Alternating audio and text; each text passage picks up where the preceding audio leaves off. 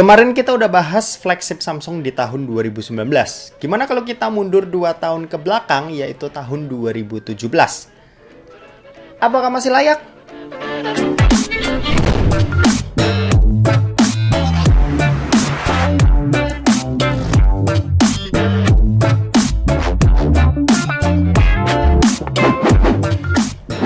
So halo guys, balik lagi sama kuliah sore. Oke, ini adalah Samsung Galaxy Note 8, Note 8. Ya, seri Note dari Samsung yang rilis di bulan September tahun 2017.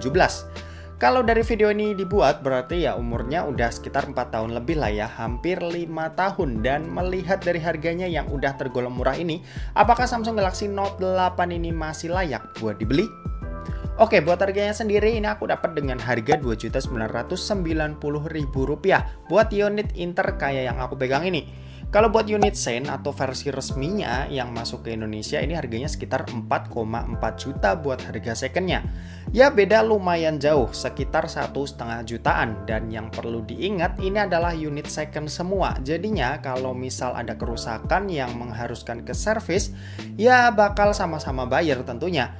Jadi saranku kalau emang udah terlanjur nekat buat ambil HP second, ya sekalian unit luar aja yang harganya masih lebih bersahabat. Buat desainnya sendiri aku nggak ngelihat ini HP kayak udah berumur ya. Desainnya masih gagah dengan sudut-sudut yang minim lekukan.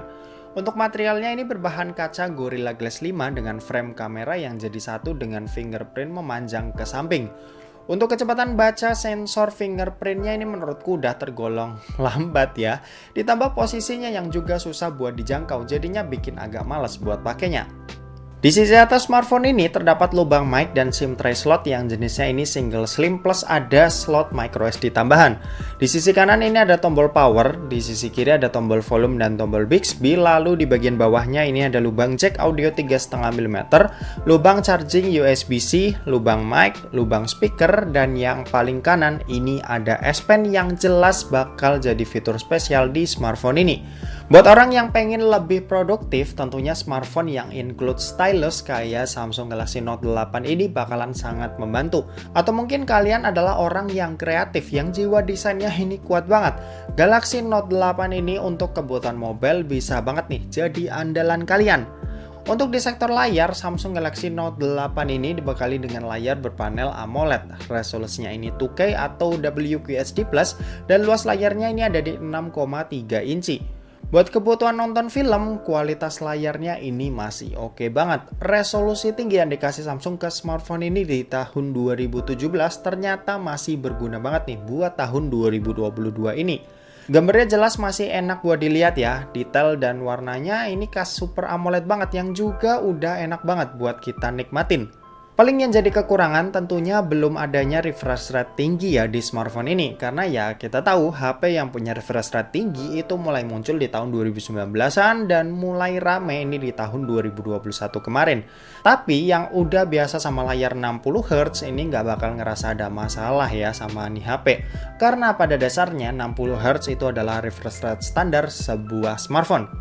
Untuk performanya, Samsung Galaxy Note 8 ini dibekali dengan chipset flagship di tahun tersebut, yaitu adalah Snapdragon 835 untuk versi Inter kayak yang aku pegang ini, dan Exynos 8895 buat unit resmi Indonesia ya.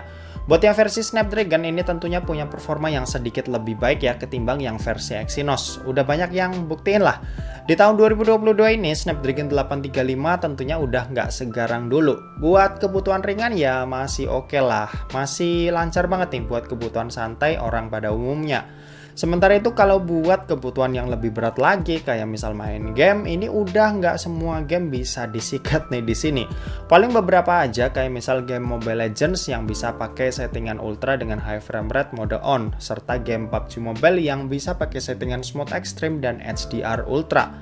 Overall sih kalau kerjaan kalian bukan main game, nih HP tuh masih layak banget ya dari segi chipset atau performanya. Cuma yang jadi catatan kalian tuh harus perhatiin juga soal baterainya atau daya tahannya yang di tahun 2017 kapasitas segini itu masih wajar. Tapi buat tahun 2022 ini kapasitas 3300 mAh-nya yang ada di Samsung Galaxy Note 8 ini bakalan kerasa kurang banget. Kerjaan santai pun juga nggak bisa seharian, ya paling kalian tuh harus ngecas di siang atau misal sore harinya. Untuk chargingnya ini sendiri juga cuma support sampai fast charging 15 watt aja, yang sepengalamanku ini ngetes di sini udah lumayan oke sih, dan bisa ngisi sampai penuh dalam waktu 1 jam 15 menitan. Untuk fitur yang dibawa sebagai smartphone flagship juga udah termasuk lengkap, seperti adanya NFC, terus ada IP rating, meski jangan dicoba ya, karena ini smartphone adalah smartphone second. Terus ada iris scanner, heart rate monitor, wireless dan reverse wireless charging, serta masih banyak lagi yang lainnya yang bikin kita bisa betah karena berlimpahnya fitur flagship. Oke, dan terakhir kita mau bahas soal kameranya. Jadi Samsung Galaxy Note 8 ini dibekali dengan setup dual kamera, di mana ada kamera utama beresolusi 12 megapiksel dan yang satu lagi ini kamera telefoto 2 kali optical zoom beresolusi 12 megapiksel. Sementara itu untuk di bagian depan ini ada satu buah kamera yang punya resolusi 8 megapiksel. Yang satu lagi ini cuma iris scanner ya, jadi nggak masuk hitungan lah.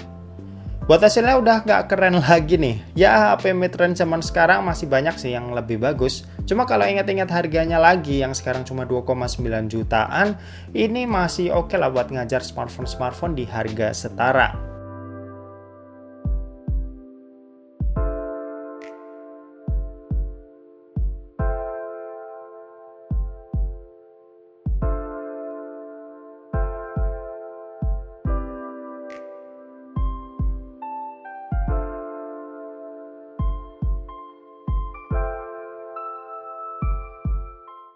Oke, ini contoh perekaman video kamera belakang dari Samsung Galaxy Note 8 direkam menggunakan resolusi 1080p 30 fps. Dan ini kita bisa pindah-pindah lensa ya, antara lensa utama sama lensa telefotonya yang 2 kali optical zoom ini. Buat hasilnya seperti ini, dan coba kita pakai jalan lagi.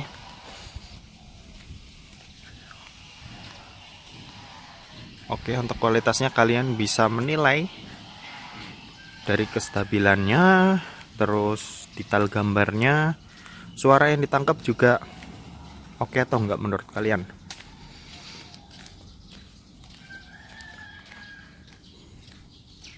Oke, kalau ini contoh perekaman video kamera depannya. Ya, menurutku ini terlalu ngezoom ya, terlalu dekat ke muka. Tanganku lurus pun juga tetap kelihatan gede kepalaku. Ya, untuk kualitasnya seperti ini. Kalau backlight seperti ini. Oke, sekarang kita jalan lagi. Untuk kestabilan gambarnya sih kalau aku lihat di kamera, di layar kurang ya, menurutku kurang. Cuma nggak tahu nih nanti setelah hasilnya jadi processingnya bakalan seperti apa. Oke, gitu aja, kita balik ke studio, yuk.